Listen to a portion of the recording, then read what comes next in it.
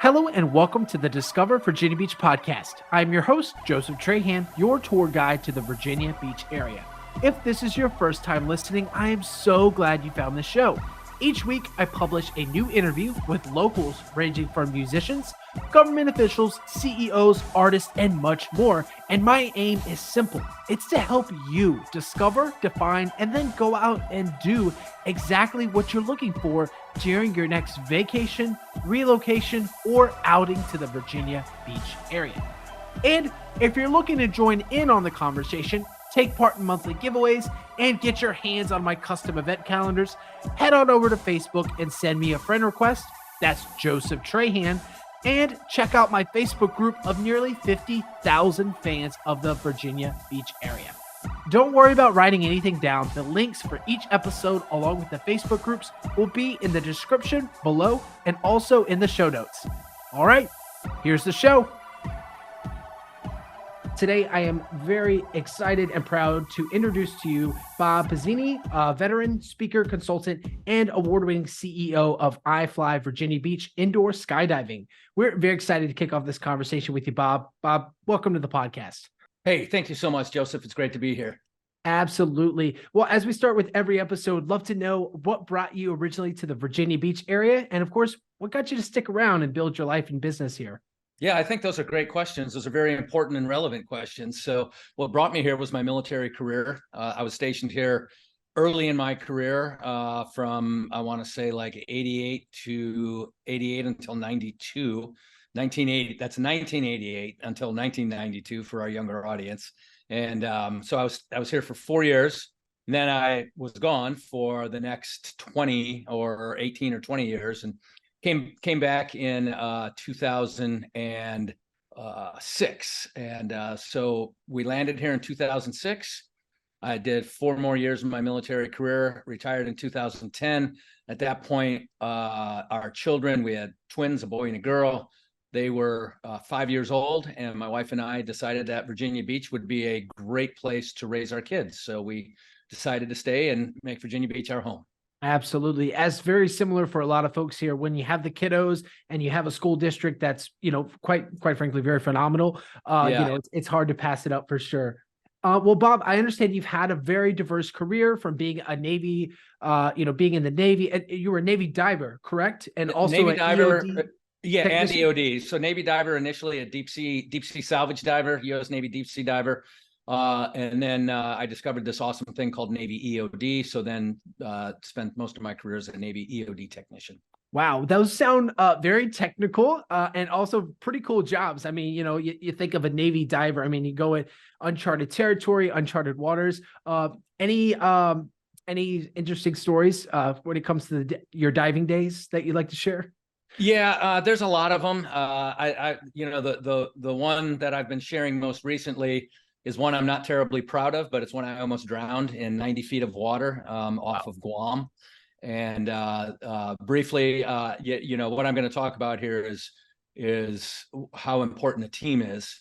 And I was an officer at this point, a very, very senior in my career, a leader. I've got probably thousands of dives under my belt at this point, and we're in 90 feet of water picking up ordnance. World War II, leftover World War II bombs, basically, and rockets. And so there was a basket placed on the bottom, sandy bottom. And basically there was this old crate that had deteriorated and opened up, and all this ordnance kind of laid out across the ocean floor. And we were picking up, myself and my dive buddy, Leon, we would pick up a piece of ordnance and walk about 10 feet to where the crate was and drop it in the crate and go back and forth and back and forth. And of course, as we're doing that, sand is kicking up, and this beautiful blue water with great visibility became very turbid. And, at that point, visibility was no more than a foot or so, but we knew where we were going and what we were doing. Anyway, the Navy diving recently changed the requirement to have what was called a J valve. And this J valve has a little reserve quantity of air. We went to a K valve, and a K valve has no reserve quantity of air.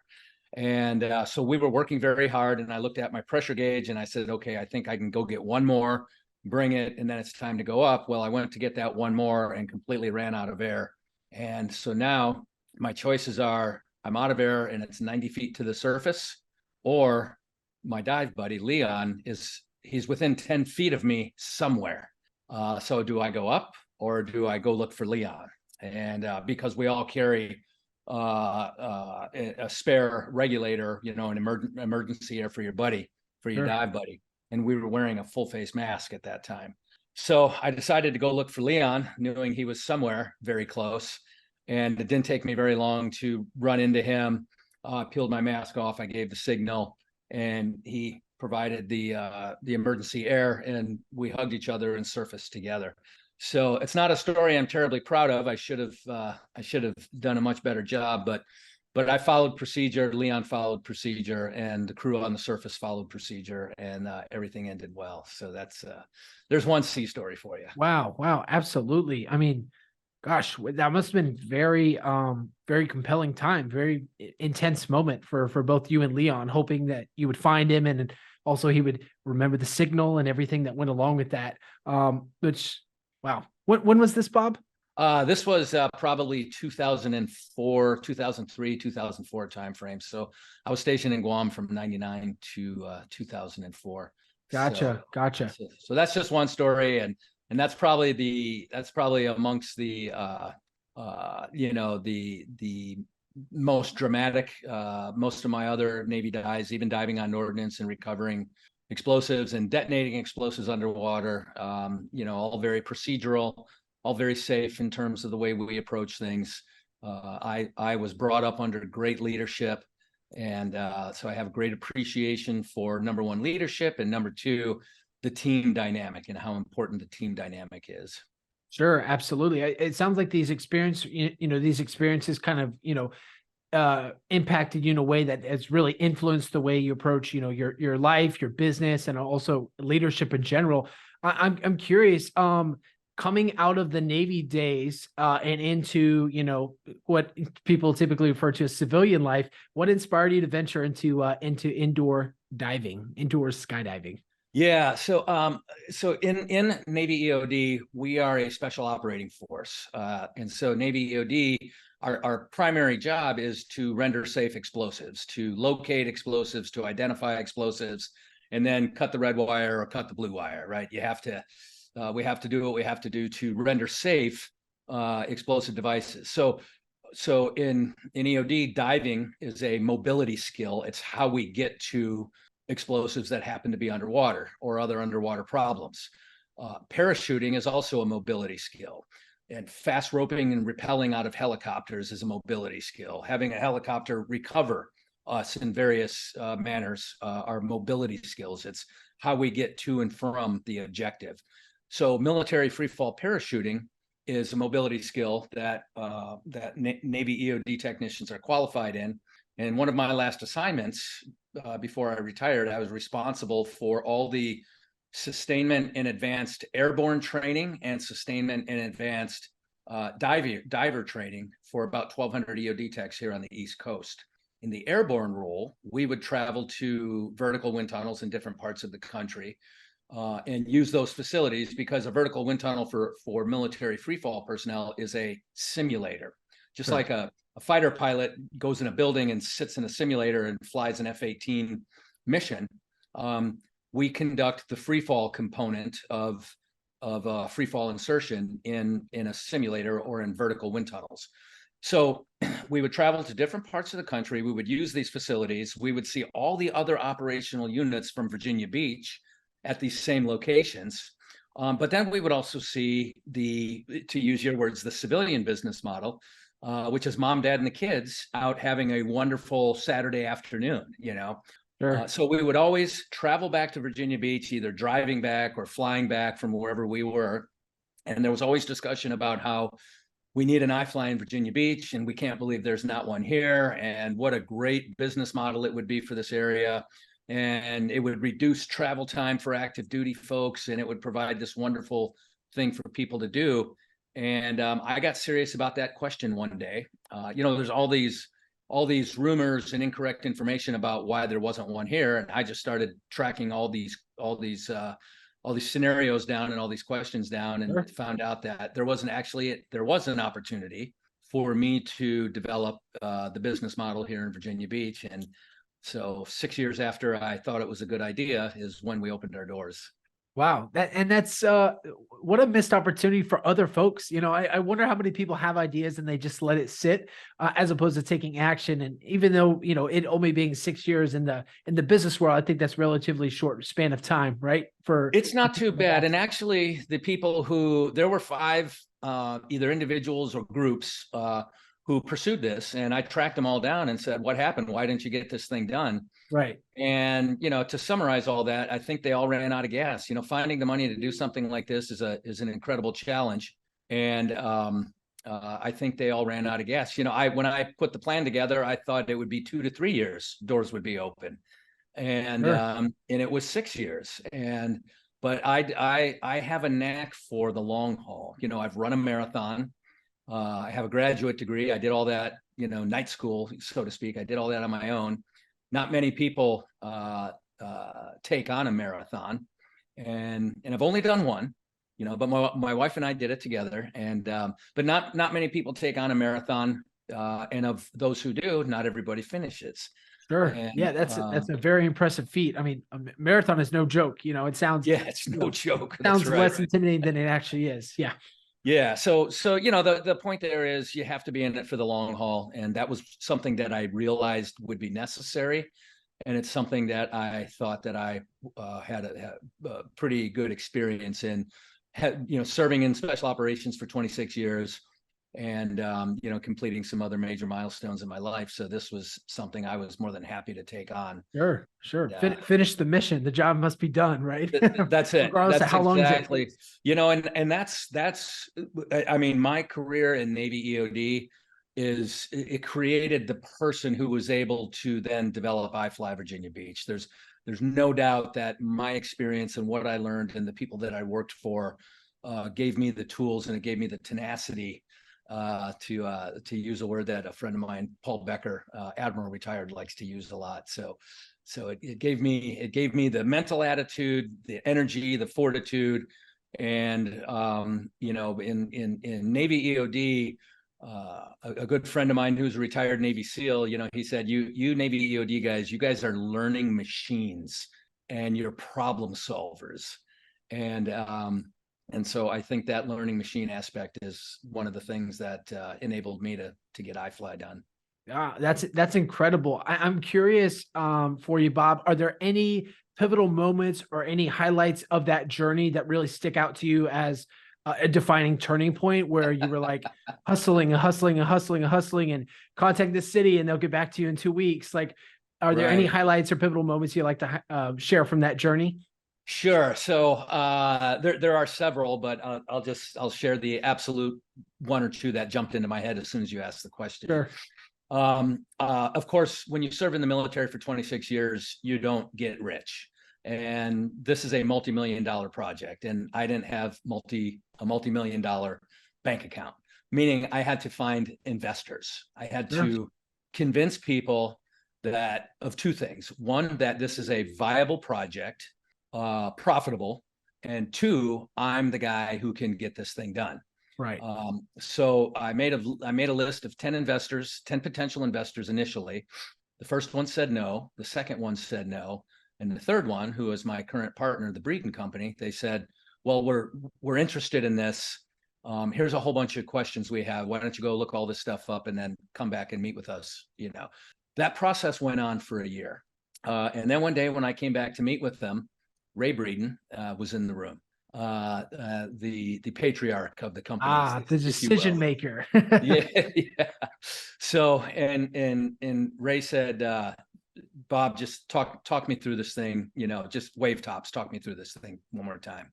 I talked him through it, and he said, okay, let's go look at one. He said, let's go look at one of these things. So we got on his private jet, flew to Montreal, and actually I flew up there a day ahead of time.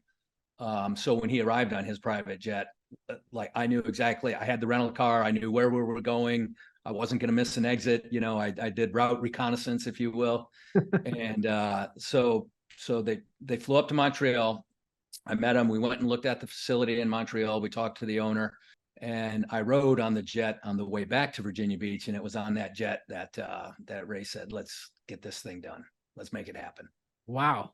So, Do you mind letting us be a fly on the wall for that jet ride or that office boardroom conversation? Because I imagine the stakes were high. I mean, a red and blue wire is probably the only thing higher than that, but this is like second tier, very high stakes. What was it like for you? How was the experience the same as defusing, all the bombs that you'd worked on, or was it a different type of intensity? What was it like?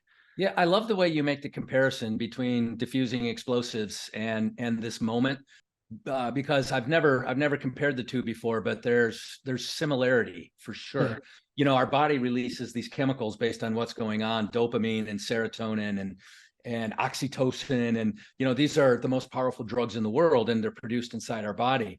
And when we are pursuing something, we have serotonin, which energizes us and gets our critical thinking going. And when we accomplish the objective, then we get this dopamine release, meaning, oh, I feel so good. Oh, I feel so great.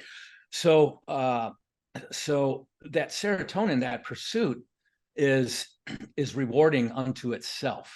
And then the dopamine that you experience when you accomplish the objective, when you cut the right wire, or when a potential investor says, "Let's get this thing done," it's a tremendous relief, and it's this euphoric feeling. But now I have so I just crossed the finish line in securing investment, but now I've got a new start line right in front of me. Now the work begins. Yeah. So he says, "Okay, let's get this thing done." Now it's not convince an investor. Now it's, holy cow, let's get this thing done. Yeah, absolutely. I mean, anytime, you're in the pursuit of a decision, you have the yes, the no, or the maybe. So you found the maybe, then you have to do the boardroom, then you have to do the jet ride and the actual, boots on the ground. Now we're at the starting line to the project. Walk us through that next step. Maybe a highlight or two from that experience. Sure. Well, the next step is we're looking for a location. Right. So where are we going to put this thing? And that wound up being almost a 3-year endeavor unto itself. And a lot of work with the city in that regard, and zoning, and all the requirements to develop land. And of course, the Bredens are developers. They are professionals like nobody else. They know what they're doing. And I was a total newcomer to all of that. I had to be a learning machine throughout this entire process. I had to learn how to spell the word business when I decided to take this thing on. Out of all the incredible experiences I've had in the military, reading business documents like a profit and loss statement or a cash flow statement or a balance sheet, it's not part of any military school I've ever been to. So I had to learn business, learn how to write a business plan, put all that together. Of course, that was all part of the secure the investor process. But now I had to learn development to a large extent, but also I had the strength and the experience and the power of the Breeden Company, which you talk about. I couldn't have landed a better partner in that regard, or really, the Breeden Company brought this retired military officer under their wing and provided this incredible mentorship in teaching me, the business of running a business, and bringing me on their team in some capacity. But to answer your question directly, the next thing was find a chunk of land. Out of all the available dirt in Virginia Beach, where are we going to put this thing? And the oceanfront made the most sense because of the tourist season and mom, dad, and the kids. Right. This is such an incredible activity for families to do. Kids as young as 3, up to, there's no upper age restriction. We've had a 94-year-old in Virginia Beach, Biggie Tucker. Really? Is that the oldest you've had so far? That's the oldest we've had. Another iFLY has had somebody 103 years old. So it's just like you got a record to beat. Yeah, exactly. Yeah, we're striving for it. We had a 92-year-old woman fly, and she said, "I bet I am the oldest flyer you ever had." And I was like, "Well, you're the oldest female flyer we've had." There you go. But Biggie Tucker was 94. So we had to find the dirt. We knew the oceanfront was the right place, and so Long story short, even though it's already been long, we had to work with the city. There was some municipal land. There was a municipal parking lot at 25th Street that the city was willing to let somebody develop if it fit their criteria, which is mixed use. They didn't want just another hotel or just another apartment. They wanted a mixed use facility or a mixed use development. So again, with the incredible experience that the Breeden Company brings, their bread and butter is luxury apartments or high-end apartments. So we built three things as part of the project. We built a 147 unit apartment building, which is the Breedens. We built the parking garage, which the city owns and operates, and we built iFLY. So we put three functions on what was formerly just a grade level parking lot. Wow. What a great use of resources, and shout out to the Breeding Company, because, you know, you kind of see their sign all around, and it's just, it's sure like seeing the Virginia Beach Boulevard sign on the road, you know, it's just part of the culture, part of the vibe here. You know, they've spent a lot of time and investment in the community. So yeah, shout out to the Breeding Company for sure. Well, that's incredible. And also just the, and not being in the commercial real estate side at all, but it makes total sense when you take a step back, but it's not just iFLY, it's a project within a project. It sounds like good government when it works. All the projects that everybody needs for it to benefit everyone equally, you know, comes into play here. That's for sure. That's awesome. But I bet you were stoked at that point. What was the feeling? What was the emotion going on when you finally got that green light from the city? For you all to start breaking ground. Well, so there's euphoria initially, right? Again, it's that dopamine release, serotonin and dopamine, but more serotonin, meaning more pursuit than hey, we're done. You know, Bob, your master's degree is showing here.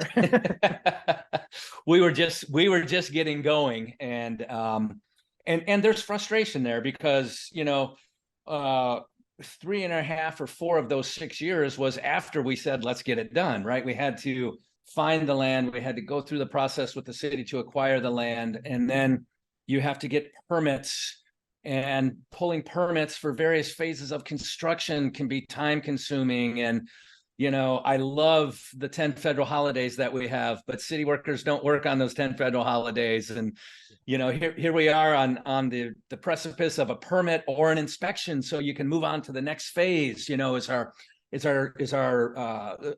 rainwater management process. You know, did we get all that right in the site engineering?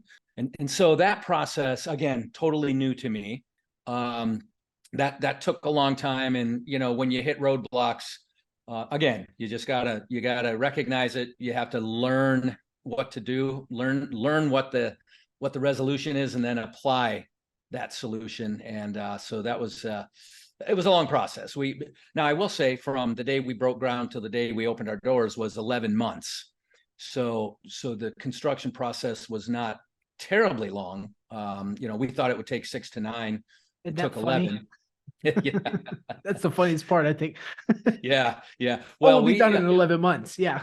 It was a very technical thing to do here at the oceanfront, because we had to go 25 feet deep to establish the foundation of what's called the plenum, or one of the.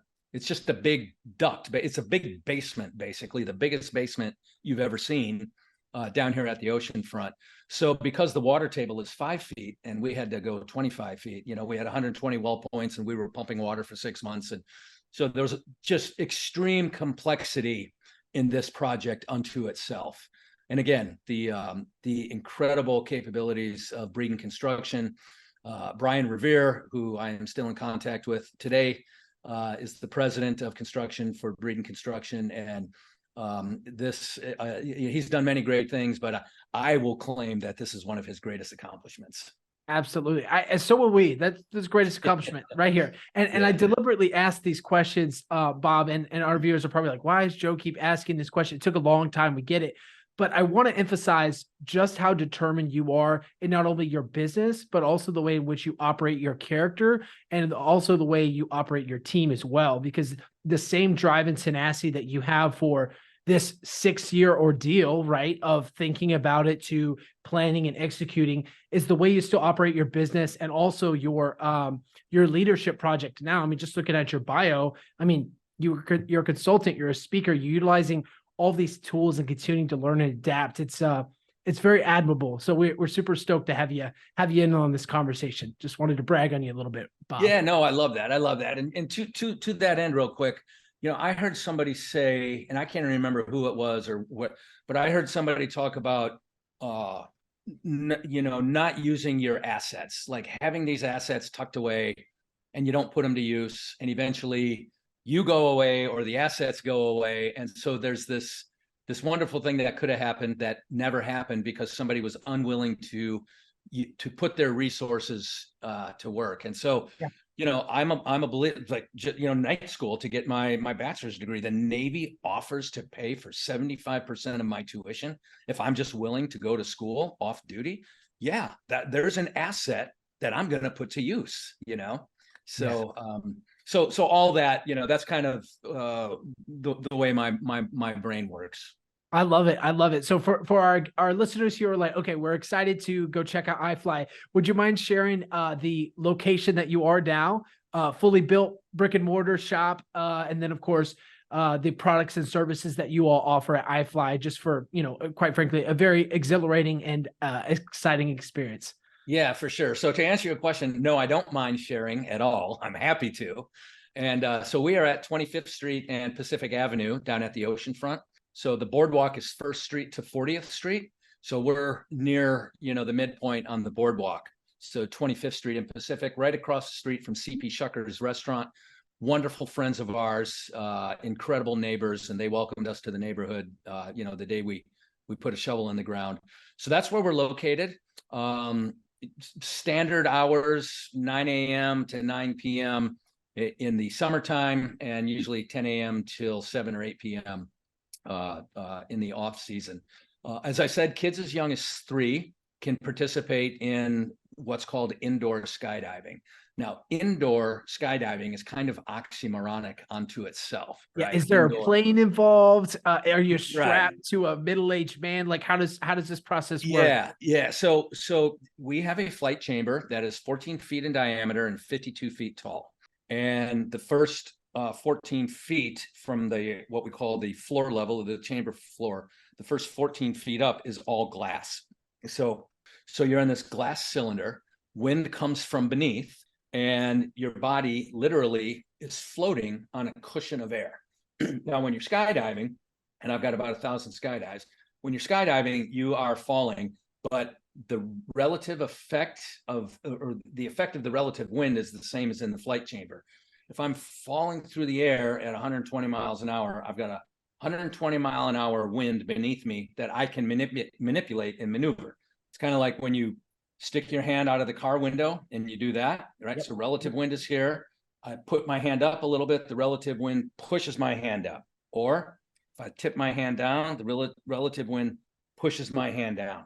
Same thing when the wind is coming from beneath you. If I extend my legs out and bring my arms in, I'm essentially doing this, which drives me forward. If I push my arms out and bring my legs in, I'm essentially doing this, which now drives me backward. So it's that there's a little lesson in physics for you. There you go. We're just a giant hand sticking out the car window at iFLY. I love it. I love that analogy. I will literally be thinking about that next time I go. Yeah. No, it's the same. It's the net effect of the force of wind. And and we have variable wind speed. So kids as young as 3, we usually fly them around 40 or 50 miles an hour of wind speed. Somebody my size, somewhere around 100 mile an hour of wind speed, and we can go up to 160 miles per hour. So in theory, no human body is too big for us to fly based on wind speed, but there are other weight restrictions for safety reasons, both for the flyer and for the instructor. So 259 pounds is our upper limit. Okay. But kids as young as 3, and one of the wonderful things that we see every day is it'll be that 3-year-old or that 4-year-old or that 5-year-old, and that child's mom and dad will be flying, and mom and dad's mom or dad will be flying with them. So 3 generations having this experience together, and it's a memory, right? It's something that people talk about for the rest of their lives.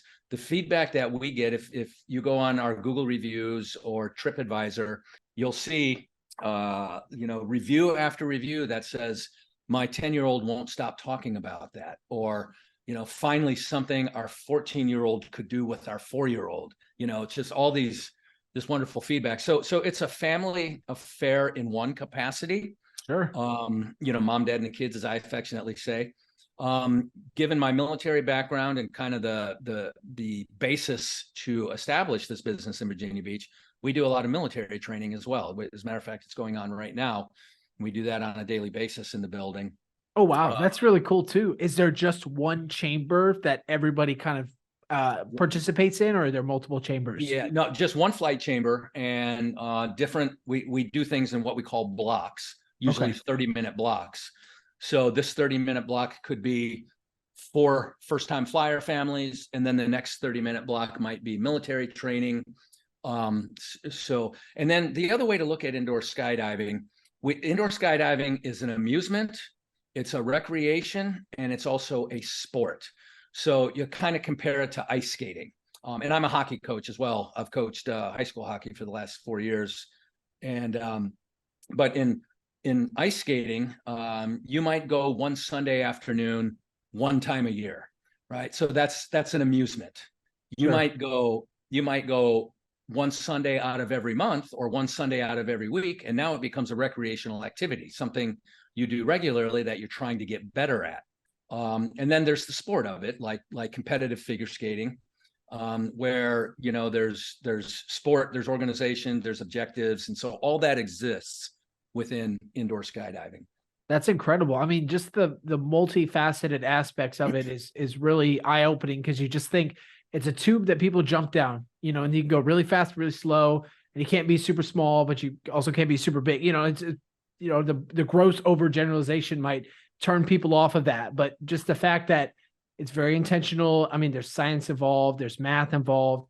Obviously, there's a great business owner behind it. It's just all these elements come together to make, like you said, a very memorable and, quite frankly, it sounds like a very compelling experience, whether or not you like it, the idea at first or not, right? You got to take that first step. One of the other things we have is a STEM program, and our STEM program is approved by the Virginia Department of Education, and it aligns with what are called standards of learning. So in Virginia, we have these SOLs, or these standards of learning, based on elementary, intermediate, high school level of education. So our STEM program aligns with all three of those. We have a elementary STEM program, we have an intermediate STEM program, and then we have a high school STEM program. And it's facilitated by our general manager, Jason Laverius, who's also an instructor in the wind.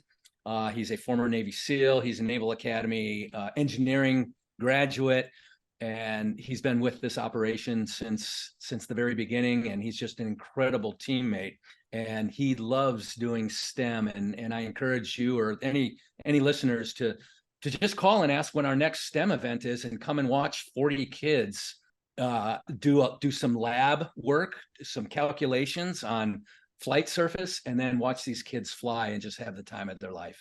Yeah, that's awesome. Really appreciate you sharing that too, because a lot of our guests on here, we talk about the importance of community and the aspect of just staying involved with things that might not necessarily have a immediate financial return, and all of our guests, including yourself, have been wonderful about doing that. For those who might be interested in learning more about the STEM program, is the best way to go about getting information just to give you guys a call directly? Is there anything on the website, social media? Yeah, so there's a couple things. You can go to our website, or you can go to YouTube and just do a search for iFLY Virginia Beach STEM. That seems to be, if you want to see the video and get the nitty gritty, that seems to be the way to do things these days. Go to YouTube, or you can call us here, 757-754-4359. Ask for Misty or Kendall, who custom build all of our STEM packages for the various schools. And again, both of those wonderful ladies have been with this operation from the very beginning as well. They've been here for about 10 years now, and so they know what they're doing when it comes to making sure that the objectives of the teachers and the schools are met, and the children walk away from the experience going, that was awesome. So that's STEM. I want to tell you about one other thing. You mentioned community give back. There's another, if you Google SeaTac Soars or go to YouTube and search for SeaTac Soars, there's an elementary school 4 miles away from here called SeaTac Elementary. It's a Title I school, Achievable Dream Academy. And I went to a hockey coaching seminar a number of years ago, and I learned about this ice rink in Washington, D.C. that they were donating the ice time and the coaching for either figure skating or hockey for kids who otherwise kind of inner city would not usually have access to. Sure. To all things ice. And I came back here and I got my team together. I told them about my experience, and I said, how can we do something similar with our wind chamber? And we found SeaTac Elementary, only 4 miles away, and we put together a 13-week program. So we do 2 groups of 5th graders, 12 5th graders, 13 weeks before Christmas, and another group of 12 5th graders 13 weeks after Christmas. And we chose 5th graders because what we're doing with the program is building pride and confidence and really trying to inspire. And this is it's the coolest thing we do. We donate the whole thing. We have guest speakers come in. So the school bus brings the kids here at 3:30, drops them off. They go up to our conference room, they put their gear down, take a health and comfort break. We assemble in the classroom, a guest speaker, and people line up to be guest speakers. It's incredible. We have a wonderful community. People volunteer their time and go to great effort to talk to these kids about things that they don't get in school, nor should they get in school. But it's just wonderful. So we'll have a guest speaker speak to the kids. I'm their first guest speaker. I talk about athleticism, ABC, agility, balance, coordination. Then I talk to them about ice hockey, and then we go on. But so we have a guest speaker, and then we feed the kids, and then we fly them. And at 6 o'clock, the bus takes the kids back to school, or parents come and pick the kids up. But what's really cool about this is the school selects the kids for a variety of reasons. And when some of those kids show up on week 1, day 1, they look at the flight chamber. They've never been in the building before, and they go, I'm not sure I'm going to do this. Sure. By week 13, when we do what's called a showcase, we invite all the parents and all the teachers, and we bring some food and beverage in, and we put on the showcase, and these kids demonstrate what they've learned. When these kids, when their parents arrive in the building and come up to the second floor on the flight deck, these kids are just swinging their arms going, Mom, Dad, look at me, look at me. And it's emotional. It's really, it's the most incredible thing to see, to see the progress and the confidence that these kids have gained. Yeah. I mean, and going back to mom, dad, and kiddo, just that opportunity to make that connection again in a way that doesn't have that necessarily cost associated with it, right? It's an intentional program set out to help inspire those kids, and maybe also in the same way inspire the parents too. Yeah, hopefully that would be cool, and it inspires our teammates. So that SeaTac Soars video, it tells the story, and one of our teammates talks about how those kids inspire him. So it's really cool. And again, the program has been evaluated and approved by Virginia Beach City Public Schools. We are an authorized after-school program. We've received a partnership award from the city for what we do, and the feedback that we get from Andrew Stark, who is the primary teacher under this program, he tells us about the gains some of these children are making in their lives and in school. Inspired by what happens here. It's so rewarding for my entire team to be able to do that for our community. Yeah. Wow, absolutely. Bob, this has been an incredible conversation. I'm looking at the time, and unfortunately, I think you have to get back to it. So I definitely want to be respectful of your time and resources. Yeah, no because problem. you I have can talk. People who know me know I can talk until tomorrow. So You're all fine. We really appreciate you sharing everything that's going on with iFLY. And I'll link down in the description below those videos that you mentioned, along with your website and social media profiles. That way folks can go out and check to see everything that's going on at iFLY. We got to get into our last section here, Rob, and that is going to be our rapid fire section. These questions here we go. Rapid fire. Quick and fast. Answer with as much or as little information as you like. And let me pull up my notes here. Are you ready, Rob? Let's go. What's your favorite part of the indoor skydiving experience? Working with an incredible team. If you could fly with any historical figure, who would it be and why? Wow. Holy cow. Marcus Aurelius. Yeah. Because Marcus Aurelius, stoicism. Flight didn't exist back then. You know, the dream of flight did, but actual flight didn't. So I'd like to get his take on the whole thing. Perfect. And while you're talking with Marcus, you can ask him this question. What does skydiving symbolize for you in terms of life philosophy? Calculated risk-taking, resulting in great success.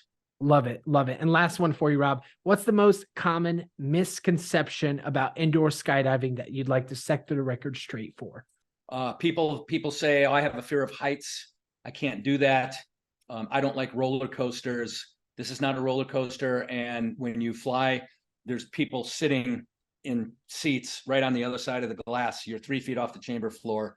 So there's no height, that thing in your brain doesn't happen. And if you agree to go up high, we have something called a high flight where the instructor takes you up high. Again, it's not like a roller coaster where gravity is pulling you down. This wind is supporting you the whole time, and it just tricks your brain into this euphoria of, I should feel like I'm falling right now, but I'm not. What's going on? And real quick, what I call the grumpy dad, right? The family shows up and dad's not real happy because a family package is fairly expensive. And he says, we're paying all this money for what? So he's not real crazy about it. By the time we do that high flight with him, he's got a smile on his face as big as everybody else. So, right, Dad, you can still have fun too. That's right. You afraid of heights? Don't worry about it. Bad back. I have a bad back. Don't worry about it. Ages 3 up to our oldest, 94 years old. And kids with disabilities. That's the other coolest thing we do. We literally take kids in wheelchairs. So that there's another one for you. You can put in the links, iFLY, Virginia Beach, and St. Mary's. And just find that one. Incredible 3-minute video of kids in wheelchairs. We bring them up to the door. They're wearing a flight suit and a helmet, and 2 instructors pull them out of their wheelchair and set those kids free. It'll bring a tear to your eye. It doesn't matter who you are. Love it. Love it. Bob, this has been a great conversation. Thanks for carving out some time to chat with us. We'd love to roll out the red carpet for you. Any final words, messages, or information you'd like to leave with the audience? The floor is all yours. Yeah, real quick, it's finishing an answer to a question you asked earlier, products and services. So we have the flight experience, obviously, but we also do corporate training. We do leadership development and team building. And the concept was born of the flight chamber. Corporations would come here for a team building experience, and then they would ask us if we could provide a speaker on leadership or communication or team building, et cetera. And I have a lot of background and experience in all of that. So I developed this entire experience called Elevate Your Leadership. It's a 1-day event that we do here at iFLY Virginia Beach. And Tony Robbins has people walk across hot coals. We have people fly in a flight chamber. The net effect is that you have faced a fear or an anxiety, and you tackled it with a group of people, and we all have expanded our comfort zone as a result of that. So we offer this leadership development and team building. And then, of course, I turned that into a book, Elevate Your Leadership, just kind of a treatise on my experience. It's not a textbook. It's not a academic journal. It's just. But if you've enjoyed this conversation, definitely go check out the link and get a copy, because it's great resource. Yeah. Available on Amazon or in store here at iFLY. but it's just a no BS book on my journey into leadership and success I've had, and certainly failure that I've had. And so those are all the things we offer. We got a big event coming up in January, a 2.5 day, we call it the High Flying Mastermind. So we're going to have retired Navy SEAL, retired Navy admirals. We're going to have all these guest speakers, and we're going to do experiences. We're going to do a custom knife build we're going to develop your warrior ethos and engrave that on your knife that you build. We're going to tour the Battleship Wisconsin. We're going to tour the MacArthur Memorial. We're going to visit the Navy SEAL Monument down at the oceanfront. And in and around all that, we're going to discuss leadership. It's going to be a great event. Wonderful, wonderful. We'll definitely have all that linked below. And then, of course, for our listeners who are listening after that timeline, the event has passed, definitely follow us on social media, Discover Virginia Beach, and of course, iFLY Virginia Beach, for all the latest events of what's going on here in the area. Rob, thank you. Thank you for your time. And with that said, thank you to our dedicated listeners for checking us out for another episode. We hope you enjoyed it. Please leave a review, comment of what questions you'd like me to ask next, and we'll see you all in another episode.